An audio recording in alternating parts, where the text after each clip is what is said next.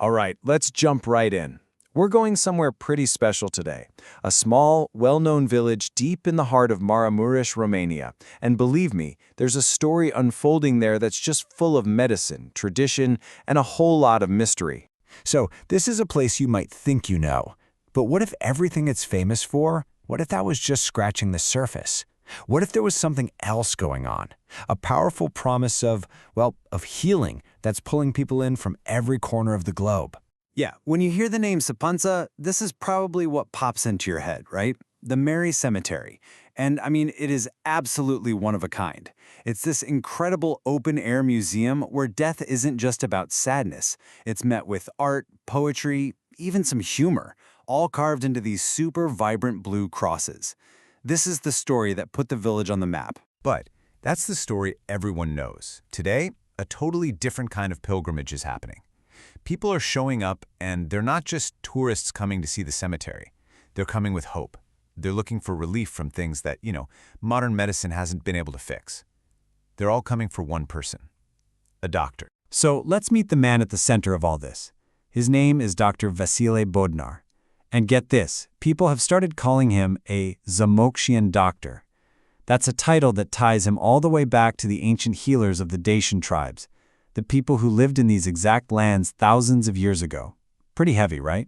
And the way people talk about him, it's almost legendary. I mean, this is not your standard rate your doctor online review. A writer, Lorian Stanscescu, said he showed up crushed by pain and walked out with a new, painless being. I mean, wow. That kind of language, it tells you right away that people see him as something much, much more than just a regular doctor. So you gotta ask, who is this guy really? And this is where it gets super interesting, because he's a total paradox. On one side, you've got the scientist.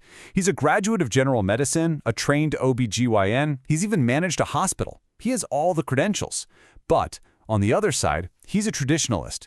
His inspiration didn't come from some high-tech lab. Nope, it came from his mom's old stories, from these ancient recipes that were passed down for who knows how long. Okay, so how does it all work? What's the secret sauce? Well, the method really boils down to two main things: a pretty unique hydrotherapy center and his own line of all-natural creams. So the heart of the whole operation is this place called Solomon's Tubs. And let me tell you, these are not your average hot tubs. It's a whole circuit. You move through 5 different kinds of therapeutic water, all sourced from the local area. Each tub has a purpose, a specific target, one for inflammation, another for neurological issues, another for circulation.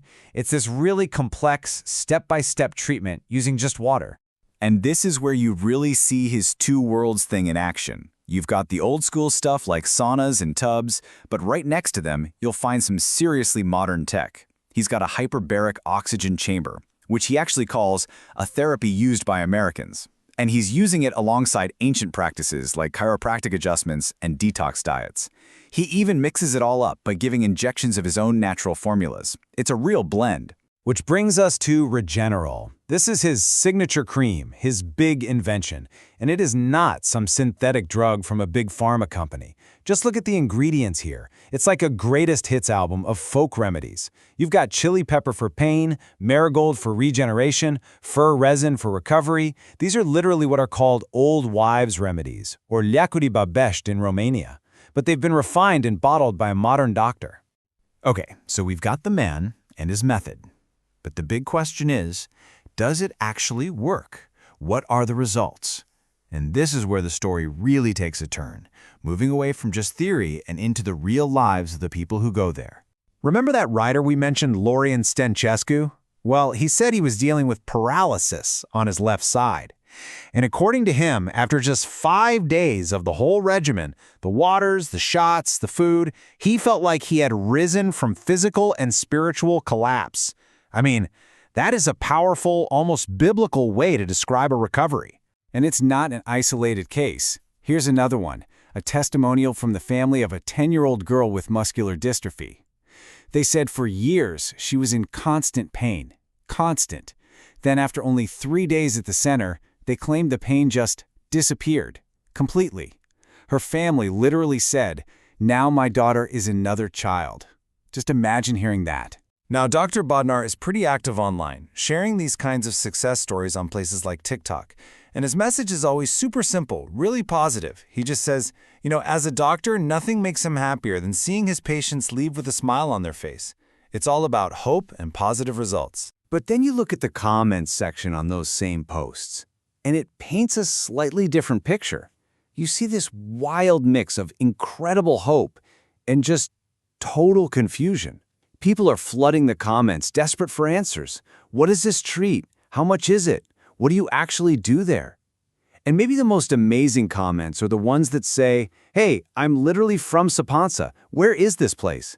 Which just goes to show how much mystery still surrounds this center, even for the people who live right there. So to really get what's going on here, we have to kind of zoom out and look at the bigger picture. We have to put this whole thing in its cultural context. Because really, this isn't just a story about one doctor. It's about the revival of some very, very old traditions. What he's doing is deeply rooted in something called Medicina Populară in Romania, which is basically folk medicine. Think about it. This is all the knowledge and all the practices that get passed down orally from one generation to the next. For hundreds of years, this was the only medicine people had. And while it's easy to dismiss it today, it really represents centuries of trial and error, of people figuring out what works using the plants and minerals right in their own backyard. And that right there, that's the heart of it. That's where Dr. Bodnar's inspiration came from. The source material says he literally reached back into his own memories, pulling out these ancient recipes, knowledge that was almost totally forgotten, submerged in the oblivion of time. And he's taking that ancient wisdom and plugging it into a modern clinical setting. He's basically building a bridge between two worlds, the ancient world of folk healing and the superstructured world of modern medicine. So all of this leaves us with a really big, fascinating question. Why now? Why, in an age of robotic surgery, gene therapy, and all this incredible high-tech medicine, why are people getting on planes and traveling across the world to a tiny village for herbal creams and special baths? What does that pilgrimage really tell us about our search for healing and what we feel is missing from the way we do it today?